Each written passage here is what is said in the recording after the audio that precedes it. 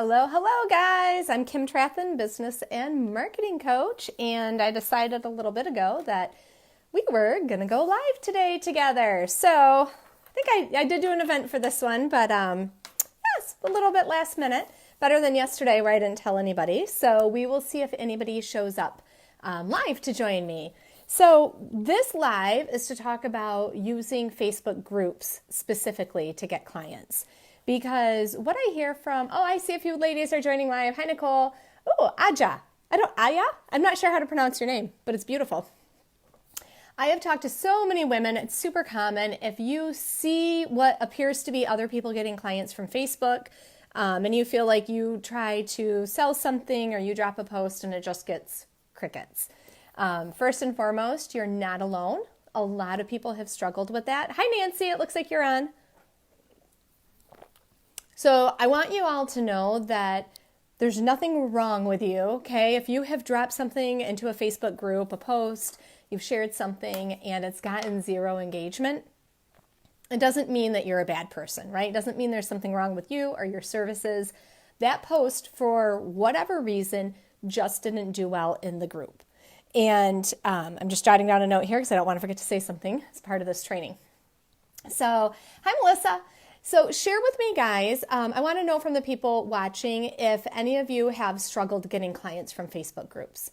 There can be a little bit of an art to it, and depending on what area you're in. But I'm gonna talk about that with you today, and I want to give you guys some tips to maybe get some more engagement on your post when you're using other Facebook groups. We also want to talk about setting realistic expectations for what's going to happen when you post in those groups. So drop me a comment, guys. Let me know if this is something that you have struggled with. Say hello. Tell me where you're watching from. Love seeing you ladies. Yeah, Nicole said a lot of my posts get less engagement than I'd like. Yeah, that happens so often to people. So often. Hi, Nintendo. Good to see you, hun. Hi. Oh, I don't know how to say. I love the new name. I love the names that are new to me. Is it Belaine? Belaine? Ah, so pretty. So pretty. So number one, I want to talk about setting the expectations first, because there can be a little bit of a misconception of what people think they're going to get for engagement when they jump into somebody else's group and do a post. There are so many things that impact it. Okay, you could do one post in a group and it does amazing, and the next week you could do the same post and it doesn't do amazing. Okay. Oh, from Spain. I love it. I love it. Ladies, drop comments. Let me know if you have struggled with Facebook groups. Okay. So I want to talk about setting expectations. Number one, sorry, I'm a visual, so I'm writing notes as I'm talking to you guys. Make sure I don't forget any of my thoughts. When you are thinking about Facebook groups, yes, you can get posts that explode. Okay. That's something that I help my clients with, is exactly how to write posts that get more engagement. But what I want you guys to understand is that going into somebody else's Facebook group and doing a post is not the same as building your own community. Okay, when you are talking to your own community, when you are talking to people that follow you, that people that view you as an expert, in general, they're going to convert more for you because they already see you as an expert. When you go into somebody else's Facebook group, sure, somebody has you on as a guest expert, let's say, and you do a training. Hi, Stevie. And you do a training. That is setting you up as a bit more of an expert in their group. What I'm referring to right now is if you just go into the group and you have a post and you drop it in there. Oh, Columbia. I love it, Diana. They don't know who you really are yet. Even if you are active in the group, even if you comment on other people's things, they're not viewing you as the expert. So when you jump into somebody else's Facebook group, I don't want to say the odds are stacked against you because that makes it sound like you're not going to get clients from it, and you can. I get a ton of clients from other Facebook groups. But you're probably not going to get the level of engagement consistently that you would see when you have your own audience. Okay, so setting these realistic expectations is really important to do. Now, hang on, jotting down a note here. Expert B. Numbers and C. Okay, so let's talk about some of the numbers around it, okay? Well, actually, let me talk first about the goal. When you drop a post into somebody else's Facebook group, your goal for that post needs to be set ahead of time. I'm going to pause here. I got a few. Yep, Stevie says hot market versus warm market versus cold market, 100%. Ooh, Helen's watching from France. That sounds fabulous. Sounds fancy. France sounds fancy. Okay, so they don't view you as an expert. So let's talk about the goal of your post. One of the mistakes that I have seen a lot of people make in other groups is that they write a post, and inside of the post, they put a link. Like, here's everything I'm doing. Here's everything about my program. Here's a link to book a call. Let's talk. Okay? Most people in other Facebook groups aren't ready to click a link and take time out of their day to talk with you yet. So knowing what the goal of your post is, having a really clear call to action is super important, but most people aren't ready to click a link yet. So that's mistake number one that I see people do, is they drop a link way too soon. They might even put it right in the post.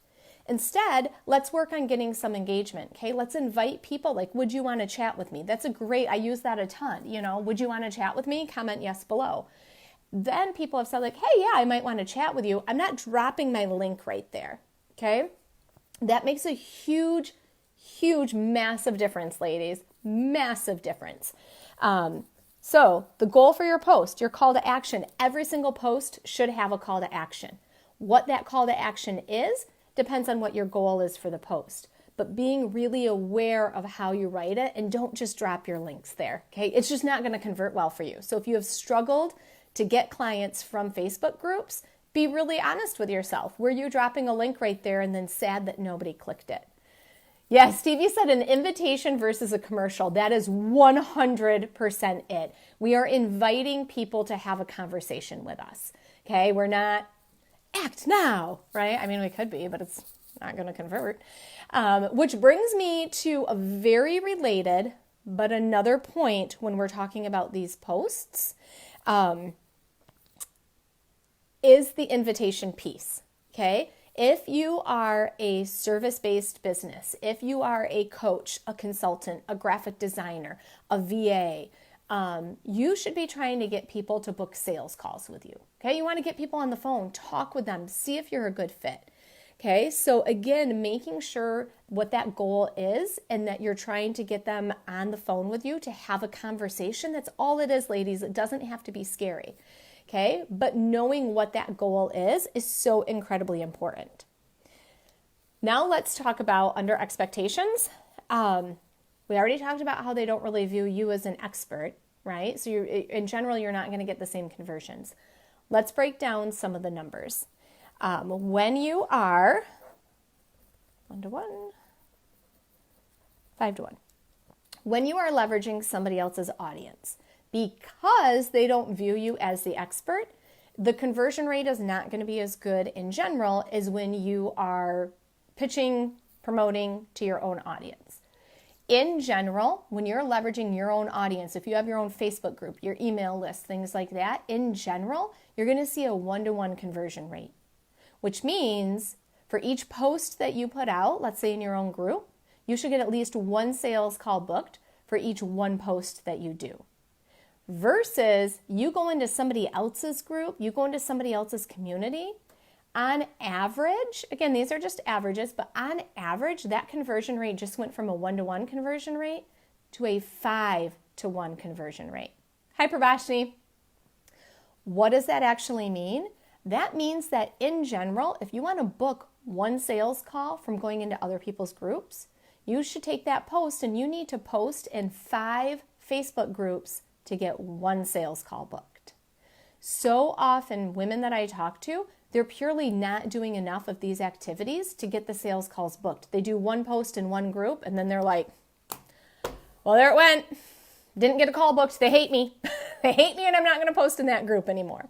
Okay, having realistic expectations for what the average conversion rates are is super important for you to know. So if you know now that A, they don't view you as an expert, so you need to post in 5 groups to get one call booked, that's a game changer compared to posting in one group and then being really frustrated that you didn't get any traction on the post. Okay, having that really clear call to action is super important too. I see some comments coming in, so I'm going to check these a minute. Tell me, ladies, if that's helpful for you. Tell me if you already knew those conversion rates or if that's good info for you to know. Hi, Alicia. I don't know if you're still on. I can never see who's on, like it tells me who was on, but I don't think that means you're still on. Stevie said so true. Hi, Prabhashni. Stevie said, I have definitely noticed it since I got super serious about building my list in my group. Yeah, and that's to say too, that if you send, let's say you send an email out to your list and you get crickets, you get 0 responses, then it's a sign to you that something didn't resonate with them, right? Now, if you have pivoted in your business, if you used to, I don't know, if you used to do health coaching and you switched to financial coaching, like they may not be your clients anymore that you got on there, right? If you've done a major shift in your business where you've completely changed directions, then yeah, you might not have a list of people that are interested in what your new direction is. Otherwise, assuming that your list is filled with people that are still interested in what you're offering, then it's time to think about why that didn't resonate with them, because you should see at least a 1-to-1 conversion. Kim TV, I love it, Alicia. I love it. Okay, so the next thing that I want to talk about is the timing of your post getting submitted. A lot of times groups that allow promos, even this group, my group, for example, I allow promos. I want you guys to promo in this group, okay? I want you guys to make money from my group. I want you building connections and relationships, and I want you all making money in my group. The timing of when you submit your post can make an impact, right? If you submit your post at 2 o'clock in the morning, my time, maybe it's middle of the day for you, but it's 2 o'clock in the morning for me, well, that post isn't going to get submitted right, or it's not going to get approved right away. So think about that. Get a feel for the groups that you're in. And if the posts are being sent to an admin for approval, you'll kind of get a feel for pretty quickly how soon posts get approved or don't get approved. Right? I'm not aware of any way that Facebook sends you a message if the admin doesn't approve your post. So you're not gonna see it. Like there's not an auto message that comes out when an admin hits decline on your post. And be really, really aware of the different group rules that you're in, because you don't want to be disrespectful to the group owner and post things that aren't allowed. So make sure that you are aware of that. But the timing of day when you submit your post can have a huge impact. I personally have found in the groups that I'm active in that if I post somewhere around the 10 a.m. to 1 p.m. time zone, Eastern time zone, that kind of 10 to 1 Eastern time zone, those have historically done my highest converting posts have been posted during that time period. So that's a really important one to be aware of. Being active in the groups is something that I think is important, but some people put too much stock in that. When I join a new group, I do usually drop some kind of intro post and introduce myself. What can happen though, when people feel like they're stuck in the social media time suck, usually what they're doing is they are spending all of their time and energy. They're going into groups and they're getting sucked in. Like, oh, I can comment on this. I can comment on that. I can comment on this. And they can it's like a vortex, right? And suddenly you're like, where did that hour go? Like, what was I even doing? I personally don't spend a ton of time doing that. I spend more time being really proactive and creating posts that are going to attract my ideal clients to me than I do going in and responding to other conversations.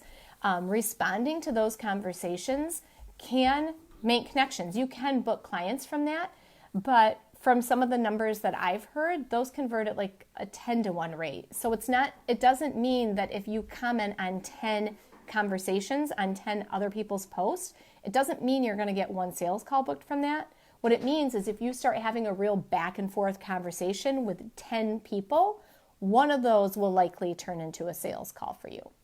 So it's an even lower conversion rate than if you're creating a really high quality post and putting it into the group. Okay? Another thing that I wanted to touch on, we got that. Sorry, I'm marking off my list here because I jotted down notes like, I don't know, a few minutes ago and I didn't have them in order.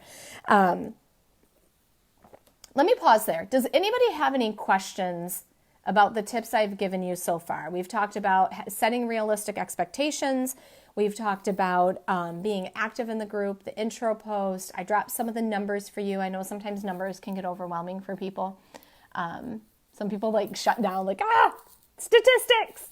And their minds just explode. Okay, I don't see any questions coming in.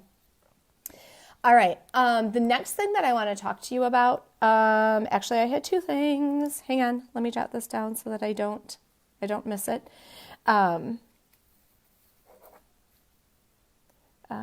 Okay, I wanted to talk about, sometimes in the groups they'll say like, oh, promos are allowed, but only on such and such a day, and it has to be in the thread, right? I think we've all seen those. I had somebody ask me recently if I think that those are worth commenting on. And here's the thing, people have definitely gotten clients from those. I know several people that are like, oh, I did that and I got clients. For me personally, those haven't converted real well. And it might just be the groups that I'm spending my time in. What I have personally seen is that for the bulk of those, it appears that people drop their links and then move on, hoping that somebody will reach out to them. So I like to be an open book with you guys. I'm not saying it takes 2 seconds, right, to write a short post to put it in those threads. But I don't have great conversion numbers for you on that because for me personally, those haven't converted well. Again, I get much higher conversions by creating a post in the group and putting that and inviting people to get on a call with me. So I wanted to talk about those threads. And then the last thing that I think is important to mention, and Alicia, we were chatting about this recently, is how quickly should you see your post get engagement, right? If you do a post and tomorrow comes and there hasn't been any engagement, are you going to see engagement at that point? In general, I would say probably not. Posts usually get traction right away because people are notified that there's a new post in the group or they pop into the group and it's at the top of the feed. And what happens in Facebook is that the posts that are getting traction, the Facebook algorithm loves that, right? So when your post starts getting comments, likes, hearts, there's back and forth conversation, the Facebook algorithm is going to go, ooh, people really, really like this. We're going to keep it at the top of the feed of the group, okay? People want to see this. We're going to make sure more people see this content because they're really interested in it. Versus if you submit a post or you post it in the group and it's getting crickets, all that's going to happen is everybody else who posts a new post is going to go on top of yours, and yours is just going to go further and further down into the feed. There was one time that I had a really crazy post that sat for 6 hours and had no traction, and suddenly it picked up. But it was, guys, remember back with the social media apocalypse? There was some crazy social media things going on then, and I feel like it was a weird time. In general, if you don't see traction on your post right away, you're probably not going to see traction. So don't sit there glued to your phone, constantly refreshing, okay?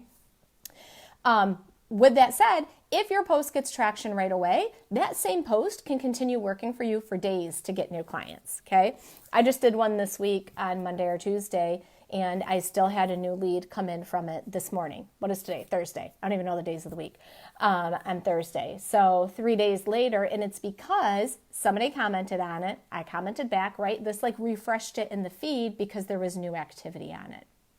So to recap some of these points, I wrote really bad notes today. I want you to have really realistic expectations. I want you to be familiar with those stats, okay? Know that if you want to get one sales call booked from using other Facebook groups, post in 5 groups this week, okay? You can also start to see what groups, not all groups, this is another point we should talk about. Not all groups are created equal, meaning there's a ton of just junk groups out there where they're either dead, nobody is posting in them anymore, right? Maybe the admin even, doesn't even monitor it, or they're spam zones. If you go into a group and all it is spammy, buy this, buy that, buy this, buy, right? There's no real connection. There's no real value. I don't even waste my time in those groups. I used to spend some time in groups that did not allow promos, and that's something that I played around with in this group too. And it is so beneficial to allow promos. I'm writing myself a note. I think maybe next week we'll talk about growing your Facebook group. I think maybe next week we'll do a training on that. If you're watching this, replay or live, drop a comment and let me just drop the word group. If it would be helpful for you to talk about tips for growing your Facebook group, just drop the word group, and then I can see if that's something, and maybe I'll make that a training topic for next week. Sorry, I totally digressed there. Oh shoot, I lost my train of thought, guys. Oh, allowing promos. So I used to spend some time in Facebook groups that did not allow promos, And I think a lot of people do this, right? Like maybe the admin gives great training, different things like that. But the truth is, if you are not allowed to promo your services in a group, the odds of you booking a client from that group, it's going to take you way longer, right? Because you can't actively do like a promo post. You can't actively try to get people that are interested in your services on a sales call with you. And I finally got to the point where it just didn't feel worth my time to be engaging and constantly dropping value into a group that I wasn't allowed to promote my services in. So for me personally, I don't spend a lot of time in groups, and I used to have a larger list of groups that I was active in, and it has really narrowed down to a couple that are the highest converting groups for me. Because that's really what we want to know, right? We want to use these groups and we want them to actually convert for us. We want to take our time spent on social media and have a return on our investment.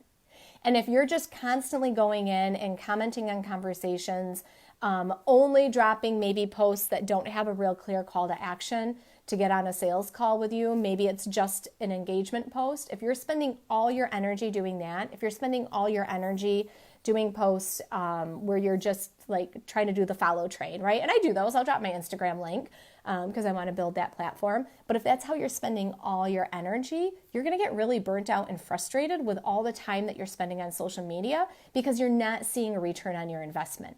And the most important thing, whether we're talking about your time in Facebook groups, your time on all social platforms, your time on your website, right? Every single thing that you do in your business, the number one goal to keep in mind is what is the return on investment for this? Okay, so you want to make sure that you're being really smart about how you're using social media and how you're using other Facebook groups. Because if you can spend 45 minutes, I'm pulling a random number here, okay?